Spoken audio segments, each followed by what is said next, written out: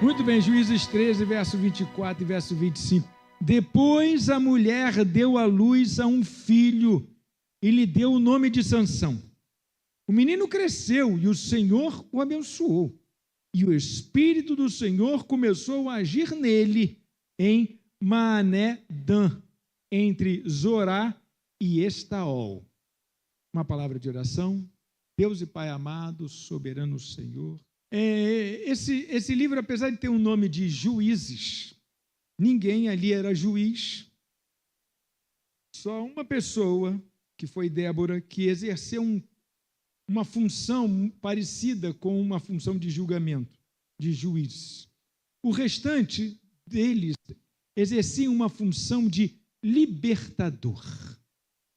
Então nós temos aqui nesse livro de Juízes a história de 12 juízes. É um número emblemático da Bíblia, não vamos entrar no mérito dessa questão. Foram 12 juízes no livro de Juízes. E qual era o contexto histórico aqui? Lembra de Moisés? Moisés tirou o povo do Egito, tal, enfrentou Faraó e etc., escreveu o Êxodo, tal, e acompanhou aquele primeiro momento da vida, só que Moisés morreu e a história continua com Josué. Quem era Josué? Josué era o escudeiro de Moisés, era o camarada que andava do lado de Moisés, que segurava a mão de Moisés, que estava ali, era o secretário de Moisés, era Josué. E Josué fez um belíssimo trabalho. Moisés chegou à beira do Jordão e o povo passou o Jordão e Josué ficou do lado anterior porque ele morreu antes. Deus o levou antes de passar o Jordão e ele não entra na terra prometida, ele entra logo no céu. Agora o povo entra, e o povo entra na liderança de Josué. Então Josué, ser forte e muito corajoso, e Josué era jovem ainda, 80 anos, e ele saiu para desbravar. Josué é o meu predileto. Tinha 80 anos, ainda subia no cavalo, e ainda saía à frente do exército para desbravar a terra prometida. A terra prometida era cheia de inimigos, na verdade. Então, eles tiveram que fazer mais guerra depois do Jordão. E foram atrás dessas guerras. E as tribos foram se estabelecendo à medida que iam conquistando novos territórios que estavam recheados de inimigos. Então, foi uma época de muita guerra na história desse povo. Eles não conseguem conquistar toda a terra, não conseguem banir todos os inimigos, até porque também não faziam bem as coisas do modo de Deus, né? E Deus aí de vez em quando deixava eles terem umas derrotas. E aí termina a gestão de Josué.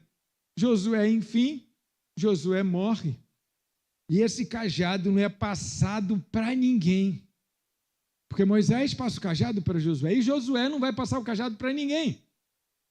Então surge a era dos juízes, a era dos libertadores. Então o primeiro foi Otiniel. Começa Otiniel, mas são 12, eu não vou falar de todos eles, nem a história de todos eles, senão eu vou falar sobre o que eu quero falar, que é sobre Sansão. E Sansão foi o 12º. Então, dessa história de Josué até Sansão, lá 350 anos, morte de Josué, até Sansão 350 anos. 350 anos, esse povo de Deus vivendo no braço dos libertadores, vivendo com pessoas que eram líderes do povo nas guerras, basicamente quase que generais nessas guerras. Eram pessoas que faziam isso. E Sansão era uma delas. Ou era uma delas, ou foi a última delas. Porque Sansão também é contemporâneo de Samuel. E Samuel é aquele que vai conhecer, contemporâneo de Sansão. Ao terminar a vida de Sansão, Samuel vai entrar nessa vacância, e alguns vão dizer que ele foi o último dos juízes de Samuel, mas, classicamente, ele foi o primeiro dos profetas do ciclo de profetas preditivos, que vai terminar em João, no Novo Testamento. Então, começa em Samuel o ciclo de profetas preditivos. Justamente quando Sansão está agora morrendo, matando um monte de filisteu na sua morte, mas morrendo também. E Samuel é aquela pessoa da transição. Ele é considerado o último dos juízes, mas ele também é considerado o primeiro dos profetas. E ele foi contemporâneo de Sansão. Então, queridos irmãos, Sansão nasce. Então, esse é o contexto histórico. Já se situou, já entendeu de quem nós vamos falar? Vamos falar do último dos juízes, contemporâneo de Samuel, quer dizer, antes da monarquia, depois de Josué. É dessa pessoa que nós vamos falar. Muito bem. Então, lemos aqui o pontapé inicial da história. Ele nasceu. E ele foi consagrado no seu nascimento. Sua mãe não podia ter filhos, era esposa de, não diz o nome dela na Bíblia, mas o nome do pai era Manoá, e Deus concedeu esse filho a esse casal, e esse filho muito precioso, esse filho muito esperado, muito aguardado, ele é então consagrado a Deus. Então ele é consagrado nazireu. O voto de nazireu dizia que aquela pessoa era separada para o serviço de Deus. E a marca dessa separação estava em não passar navalha no cabelo. Ia ser cabeludo, por voto, e não por gosto. E ele então cresce, Sansão cresce, sem nunca terem passado uma navalha no seu cabelo, não é?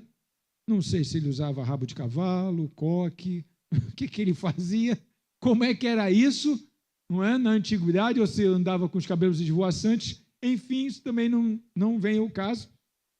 Mas o caso é que Sansão, ele era consagrado ao Senhor. E o livro de Juízes, né, nesse episódio de Sansão, vai falar sobre Sansão e vai falar sobre a sua queda. A queda de Sansão.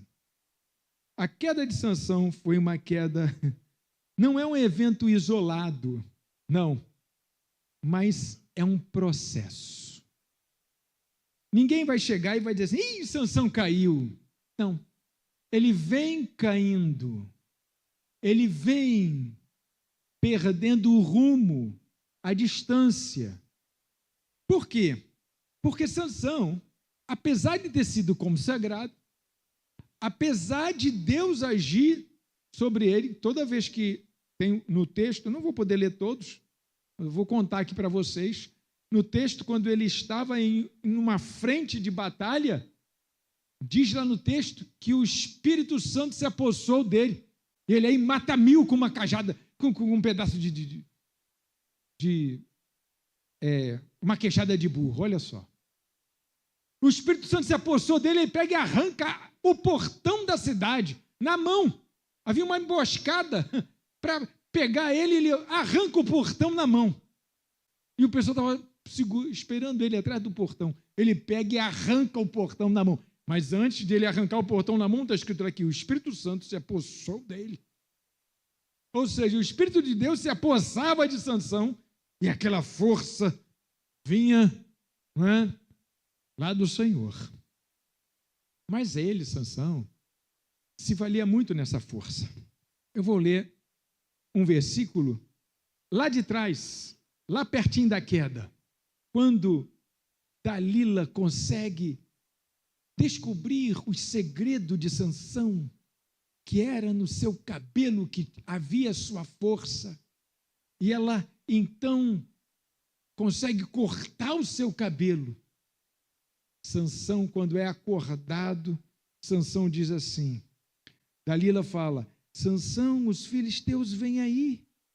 Ele despertou do sono e disse consigo mesmo, vou sair como nas outras vezes e me livrarei.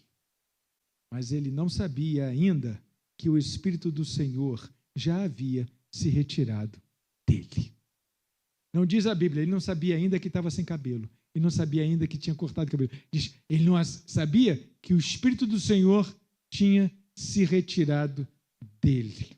Agora, ouça, veja, observe a petulância, a arrogância. Vou sair como nas outras vezes e vou me livrar deles. Sabe aquele cara que pisa na bola, pisa na bola, pisa na bola, mas nunca dá ruim? Sansão. Ele cometeu várias bobagens, ele buscou mulheres para casar entre os filisteus. Isso era proibido no seu povo. E fez isso repetidamente. Ele andava com prostitutas dos filisteus. Não podia andar com prostituta de ninguém, mas dos filisteus era pior ainda. Ele age num impulso pessoal para resolver problemas dele. Ele usa a força que tem para resolver problemas particulares. Ele faz aposta com os caras. Ele propõe enigma valendo dinheiro, valendo vestimentas. Se fosse hoje, era aquele cara que ia jogar na bet, na loteria, a pata do cavalo. Ele fazia essas coisas. Ele fazia isso. Ele usou uma vez a força dele para vingança pessoal. Ele quis se vingar e foi atrás. Aquele episódio da queixada de burro era uma vingança pessoal. Ele não estava agindo em prol do povo. Sansão flertava com o perigo toda hora. Flertava com o perigo. Tem frases do pai dizendo, mas como assim você vai atrás de uma mulher fora da tua parentela? Será que não tem mulher na tua parentela para você? Ele diz, só aquela me atrai, a mulher de Timná, que era a cidadezinha que está lá. Mas olha só o que a Bíblia diz sobre os soberbos. Provérbios 18, 12, aí você pode abrir. Antes da ruína, o coração do homem se exalta, mas a humildade precede a honra. Provérbios 16, 18. A soberba precede a ruína, e a altivez do espírito precede a queda. Você vai encontrar inúmeros versículos falando da ruína de quem se exalta.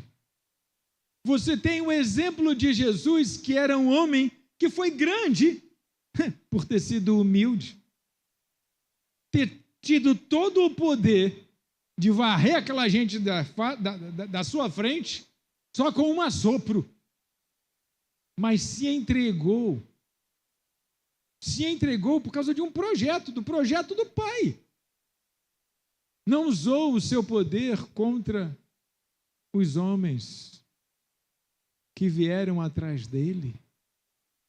Meu Deus, exemplo de humildade é o que mais nós temos na palavra do Senhor.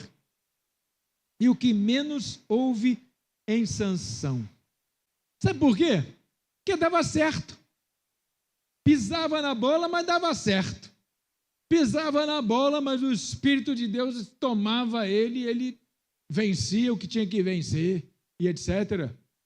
Mas um belo dia, chega aquele dia daquele versículo que eu li, ele já tinha sido traído uma vez por uma mulher, pela primeira que está escrita ali, porque ele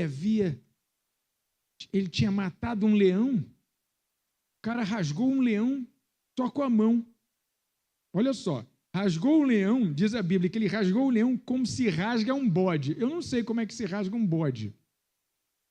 Pega um bode e tenta rasgar ele com a mão. Pois é, naquele tempo devia ser fácil rasgar um bode com a mão. Rasgou um leão como se rasga um bode. Então ele pegou o leão, quando abriu o bocão, ele pegou, rasgou o leão. Pronto. Passou depois no lugar onde o leão estava morto, ele viu que tinha um favo de mel lá. Ele aí propôs um enigma. propôs um enigma valendo dinheiro, valendo túnicas. Ele propôs o enigma, e aí o que aconteceu? Os caras aí foram em cima da mulher dele, que ele estava noivo lá para fazer o casamento, pressionaram ela, ela disse a resposta do enigma, Sansão perdeu a aposta. E agora vai de novo Sansão usar a força dele para resolver um probleminha pessoal. Probleminha de uma aposta que ele fez, ele perdeu, ficou zangado, e aí foi lá e matou um monte de filisteu. Para pagar essa aposta, ele matou as pessoas e tirou a roupa e entregou as túnicas das pessoas mortas por ele. Então, Sansão, muito tempo depois dele ter caído, muito tempo depois ele caiu. Ele se exaltava porque ele fazia todas essas coisas e ele continuava forte. Até que um dia aconteceu. Mas você sabe que esse modelinho de Sansão é o modelinho da maioria de grandes homens. A maioria de grandes homens segue esse modelinho de Sansão. Esaú, o que Esaú faz parecido com o que Sansão fez?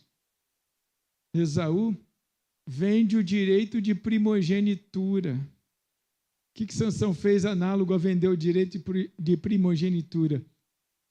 Assim como Esaú não deu a mínima por direito de primogenitura, Sansão expôs o seu segredo como se ele não tivesse nenhum valor.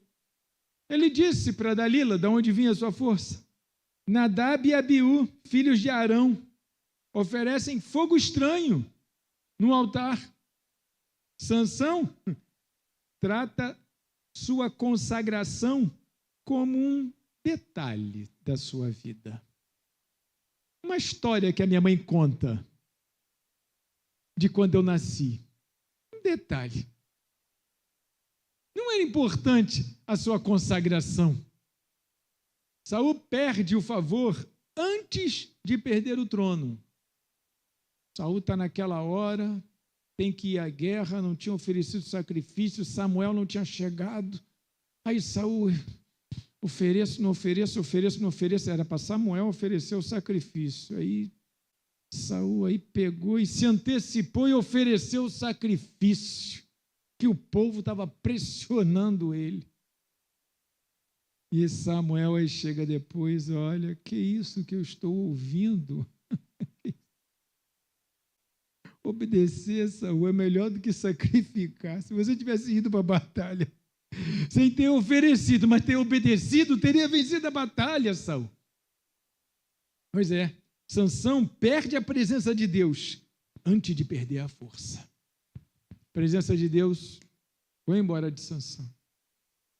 E está lá Sansão, crente que ele ainda tem força agora, dizendo, se os filisteus chegam, eu vou fazer como das outras vezes, como eu sempre fiz. Você está observando quem vive pecando de forma contumaz. Dá sempre certo, né? Mas um dia dá errado. Um dia a casa cai. E foi assim a história de Sansão. Fazendo um monte de bobagem, um monte de besteira, se exaltando diante dos seus inimigos, quando a presença de Deus vai embora e ele nem percebe. E aí,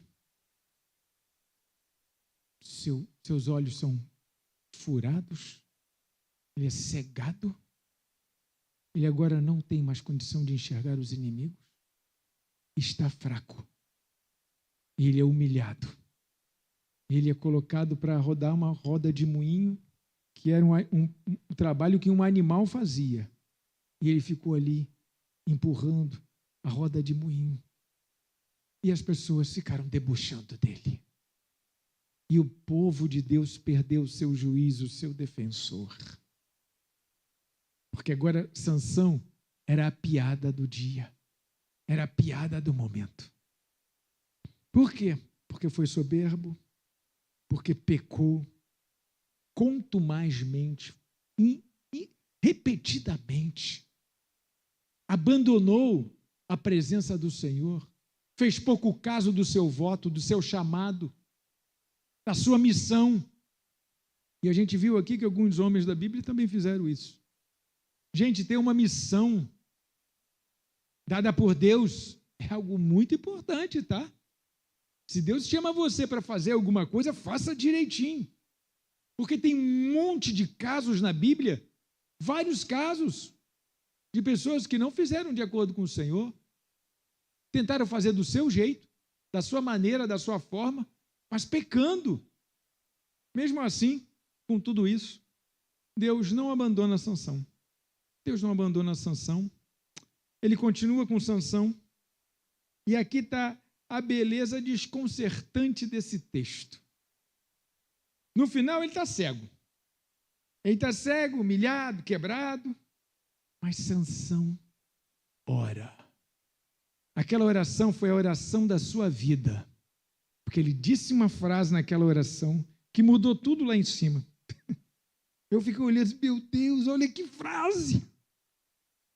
Ah, meu Deus do céu. Agora ele fala com Deus não mais com arrogância. Ah, eu vou matar todo mundo agora, deixa eles comigo. Não. Ele não fala com arrogância, ele agora fala com dependência. Deus responde à oração de Sansão, não para resolver o seu problema, não é para restaurar a sua vida, mas para dar um sentido ao fim da sua vida. Porque se não é aquela oração, não haveria nenhum sentido no fim da vida de Sansão. Então, Sansão, na sua oração, Sansão diz assim, em Juízes 16, 28, Sansão clamou ao Senhor e disse, Senhor Deus, peço que te lembres de mim, dá-me força só mais esta vez, para que eu me vingue dos filisteus que furaram os meus olhos. Agora ele reconhece que a sua força, tudo o que ele podia fazer, vinha de Deus. Era o que o céu estava esperando acontecer. Ele pensa que é o bom. Ele pensa que é o cara. Ele pensa que ele pode tudo. Olha lá. Ninguém é páreo para ele.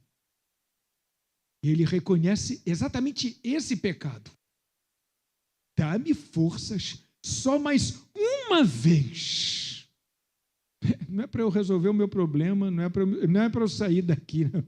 É para que eu me vingue dos filisteus que furaram os meus olhos.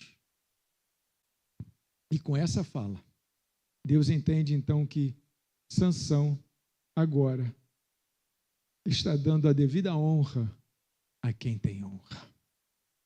Sempre foi ele, nunca fui eu. Sempre. Não era por causa do cabelo. Sabia que não era por causa do cabelo? O cabelo era só um símbolo. A força sempre veio do Espírito Santo que se apossava de Sansão. E o Espírito do Senhor se apossou de Sansão. E aí acontecia dele matar um monte de gente e vencer e todo mundo sair correndo dele. Foi assim o tempo todo.